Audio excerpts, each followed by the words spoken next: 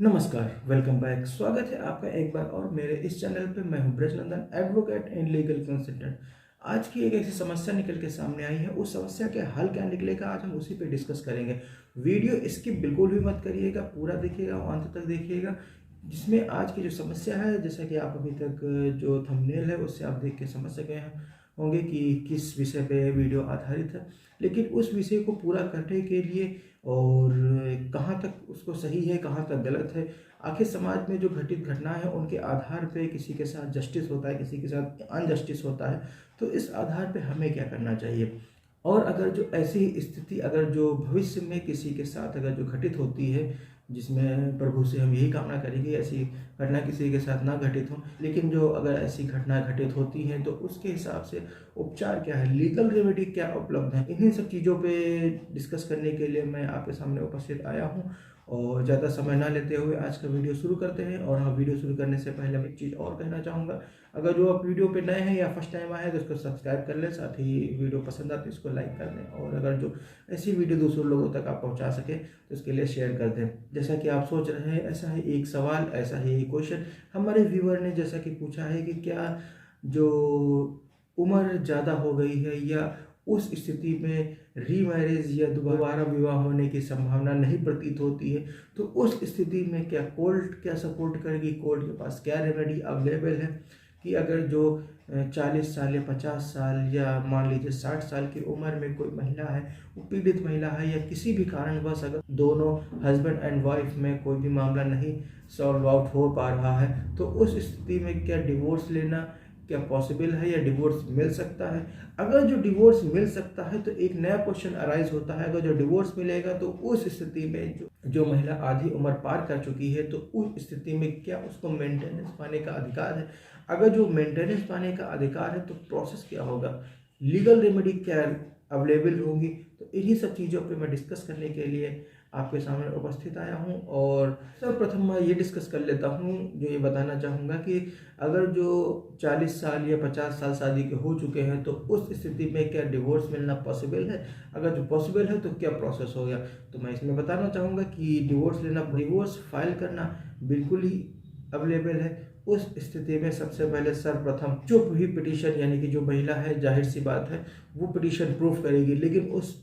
महिला को ये तथ्य और ये जो मैं फैक्ट बताने वाला हूँ उस पर भी विचार करना होगा। उसको सर्वप्रथम ये प्रूफ करना पड़ेगा कि अगर जो उससे बच्चे हैं या नहीं भी बच्चे हैं, जो अपने हस्बैंड की वो लीगली वेडेड वाइफ हो,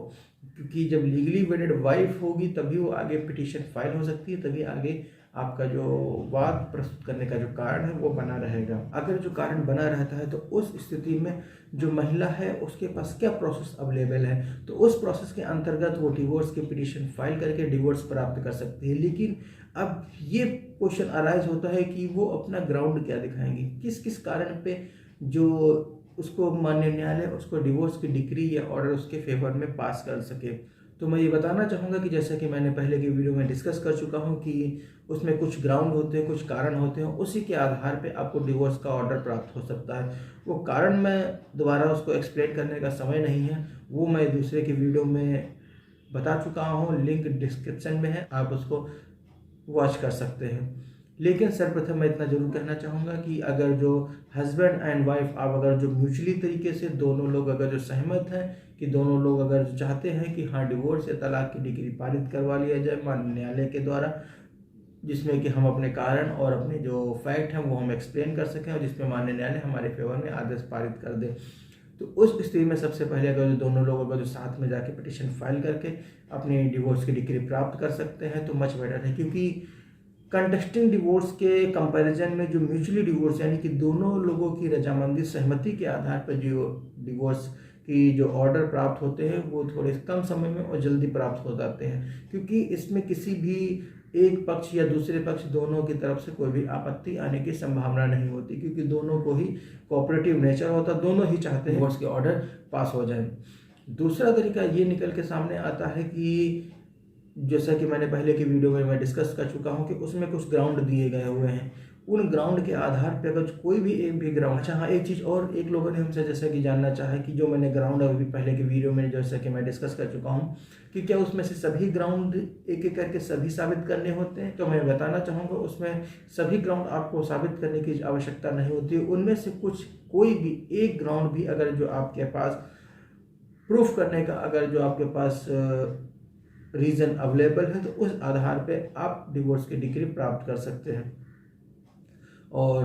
दूसरा प्रश्न ये निकल के आता है कि क्या अगर जो डिवोर्स की डिग्री प्राप्त हो गई है या डिवोर्स के ऑर्डर प्राप्त हो चुके हैं तो उस स्थिति में जो बीच पड़ाव में महिला को अगर जो डिवोर्स चली गई है या वो अब उसके साथ नहीं रहना चाहती हैं तो उस स्थिति में क्या वो अपने हस्बैंड से मेंटेनेंस यानी कि गुजारा भत्ता पाने की वो अधिकारी है। तो मैं सबसे पहले ये बताना चाहूँगा कि अगर जो डिवोर्स हो चुका है, अगर जो वो महिला दूसरी शादी या दोबारा शादी नहीं करती तो इस स्थिति में वो डिवोर्स के बाद भी गुजारा भत्ता पाने की बिल्कुल अधिकारी है। प्रोसेस बिल्कुल सेम है जैसा कि अभी नए कानून में आया है कि अब जो मेंटेनेंस की जो पिटीशन होगी वो अब दूसरे सेक्शन में यानी कि सेक्शन 144 के अंतर्गत फाइल की जाएगी। अगर ये कानून जब से लागू हो जाएंगे तो उस समय बाद ये सेक्शन 125 के अंतर्गत कोई भी पिटीशन फाइल नहीं की जाएगी। और ये तो हुई लॉ की बात जो मैंने बताया कि ऐसा ऐसा प्रॉब्लम है तो ये लॉ के द्वारा पॉसिबल है या पॉसिबल नहीं है। तो उस स्थिति में भी कि अगर जो अब ये लॉ का जो मिल गए हैं तो इसको फॉलो कैसे करेंगे, प्रोसेस क्या होगा, किस स्थिति में क्या क्या हमें जो प्रिकॉशन है या हमें सावधानी बरतनी होगी उस पर हम डिस्कस करेंगे। कि अगर जो फिर अंततः ये निकल के आता है कि अगर जो ये ही कि सच एंड प्रोसीजर हमने अडॉप्ट भी लेकिन कहीं ना कहीं गलती होने के कारण आपको जो डिवोर्स के जो ऑर्डर हैं वो प्राप्त नहीं हो पाते हैं तो सबसे पहले आप अपने अधिवक्ता के माध्यम से आपको अपनी पिटीशन माननीय न्यायालय के समक्ष प्रस्तुत करनी होगी। हाँ, एक चीज़ और है, अपनी आप पिटीशन यानी कि जो प्रार्थना पत्र होगा उसमें आपको जो डिवोर्स का जो कारण है वो स्पष्ट रूप से और अलग अलग बिंदु पे आपको एक्सप्लेन करना होगा। क्योंकि अगर जो कोई भी बिंदु या भी कोई भी रीज़न अगर जो स्पष्ट नहीं हो पाता है तो ऐसे स्थिति में माननीय न्यायालय आपके प्रार्थना पत्र को रिजेक्ट यानी कि डिसमिस भी कर सकती है। तो इन जो ड्रॉबैक्स है यानी कि जो डिसमिस होने की प्रार्थना पत्र से बचने के लिए आपको सर्वप्रथम आप अपने किसी अधिवक्ता के माध्यम से आपको अपना प्रार्थना पत्र माननीय न्यायालय के समक्ष प्रस्तुत करना होगा और उस प्रार्थना पत्र में आपके जो डिवोर्स के यानी कि तलाक लेने के जो कारण है वो उनको आपको स्पष्ट करना होगा। और आपको साथ में ये भी बताना होगा कि कितने दिन से आप अपने हस्बैंड से अलग रह रहे हैं या किन किन स्थितियों में आपका दोनों का जो साथ में रहना संभव नहीं हो पाया है। तो ये सब चीज़ें अगर जो इन सारे तथ्यों के साथ आप अपने फैक्ट और अपने जो कारण है माननीय न्यायालय के समक्ष प्रस्तुत करते हैं और माननीय न्यायालय को अगर जो ये लगता है, उसको ये विश्वास होता है कि जो आप कह रहे हैं वो सत्य है, बिल्कुल सही है, तो उस स्थिति में साक्ष्य लेने के उपरांत माननीय न्यायालय आपके पक्ष में जो डिवोर्स के ऑर्डर हैं वो पास कर देती है। और इसके साथ ही एक प्रश्न और निकल के सामने आता है कि अगर जो डिवोर्स की अगर जो डिक्री है या जो ऑर्डर है प्राप्त होगा, क्या उस पर रिलीजन का कोई अफेक्ट पड़ेगा या कि नहीं पड़ेगा। कहने का मतलब ये है कि अगर जो क्या हिंदू वुमेन है या मुस्लिम वुमेन है या क्रिश्चियन वुमेन है या अदर रिलीजन से अगर जो संबंधित कोई महिला है तो उस स्थिति में क्या उस पर भी यही लॉ या यही जो रूल्स हैं एप्लीकेबल होंगे या नहीं होंगे। तो सर्वप्रथम मैं ये बताना चाहूँगा कि जो प्रोसेस है ये भारतीय न्याय संहिता सेक्शन 144 अंतर्गत जो धारा है उसके अधीन जो प्रोविज़न बने हुए हैं ये उसके हिसाब से है। जबकि वर्तमान में अभी ये कानून लागू नहीं हो पाया है तो इसके अतिरिक्त सेक्शन 125 CRPC में ये प्रोविज़न लागू होते हैं। लेकिन बहुत से पर्सनल लॉ हैं, हर रिलीजन के अपने एक पर्सनल लॉ है, तो उनके द्वारा क्या अफेक्ट किया जाएगा क्या अफेक्ट नहीं होगा। तो इसके अतिरिक्त ये जो भारतीय न्याय संहिता के जो प्रोविजन है ये सभी धर्म की जो महिलाएं, जो पीड़ित महिलाएं हैं उनके फेवर में ही पास किए जाते हैं। क्योंकि ऐसा ही एक लॉ जो ये बनाने का जो रीजन बना था वो रीजन बना था 1986 में। मामला उस वक्त ये निकल के आया था कि जो लेडी थी साहबानो वो डिवोर्स हो चुका था, उसके हस्बैंड ने उसके पर्सनल लॉ के हिसाब से उसने 3 बार तलाक बोल के उसको डिवोर्स दे दिया था। तो अब उस लेडी को जो कि ज़्यादा एज हो चुकी थी 50, 60 या 70 के आसपास, तो उस स्थिति में उस महिला अब वो तो ना तो रीमैरिज करेगी, तो अगर जो रीमैरिज नहीं करेगी तो उसका गुजारा भत्ता कैसे मिले या उसका समाज में या जीवन यापन करने के लिए उसको जो राशि मिलनी चाहिए थी वो कहाँ से मिले। माननीय न्यायालय के सामने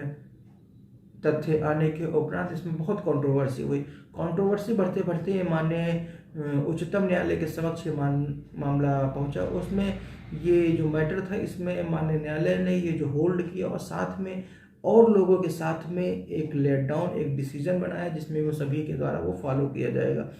कि उसमें अगर जो महिला अगर जो किसी भी उम्र की हो, अगर जो उसको रीमैरिज यानी दोबारा शादी नहीं करती है तो टिल द लाइफ उसके हस्बैंड के द्वारा उसको मेंटेनेंस दिया जाएगा। यानी कि अगर जो उसने डिवोर्स ले लिया है तो कहने का मतलब ये नहीं होगा कि अगर जो डिवोर्स ले लिया तो वो महिला कहीं अलग चली जाए या उसका गुजारा भत्ता या गुजारा भरने का जो कारण है वो ही समाप्त हो जाए। तो उसका जो गुजारा यापन करने की जो विधि जो राशि मिलनी चाहिए थी वो उसको हमेशा मिलती रहेगी। आज का हमारा जो वीडियो है वो यहीं तक है और आज की समस्या में जो तथ्य होने चाहिए था जितना जो सारे तथ्य संकलित करने का मैंने प्रयास किया, उसके अतिरिक्त भी अगर जो कोई आपकी जिज्ञासा, कोई आपकी अगर जो कोई सवाल या कोई आप हमसे क्वेरी, अगर जो कोई हमसे आप निजी जानकारी अगर जो निजी लॉ पे जो आप सभी के सामने साझा नहीं कर सकते हैं, हमसे संपर्क कर सकते हैं। संपर्क करने का माध्यम स्क्रीन पे भी है, साथ में डिस्क्रिप्शन बॉक्स में भी है, जिसको फॉलो करके आप हमसे संपर्क करके आप हमसे जो अपनी जानकारी है वो ले सकते हैं। वीडियो को जो पसंद आती है तो इसको लाइक कर दे, अगर जिसको और लोगों तक भी पहुंचा सके, जिससे और लोगों को भी जानकारी प्राप्त हो सके, इसको शेयर कर दे। और ऐसी ही वीडियो दोबारा देखने के लिए इसको सब्सक्राइब कर लें, जिससे आपको भविष्य में ऐसी ही वीडियो, ऐसी ही जानकारी आपको मिलती रहे। और वीडियो आज का अंत तक देखने के लिए प्रेम पूर्वक धन्यवाद। जय हिंद।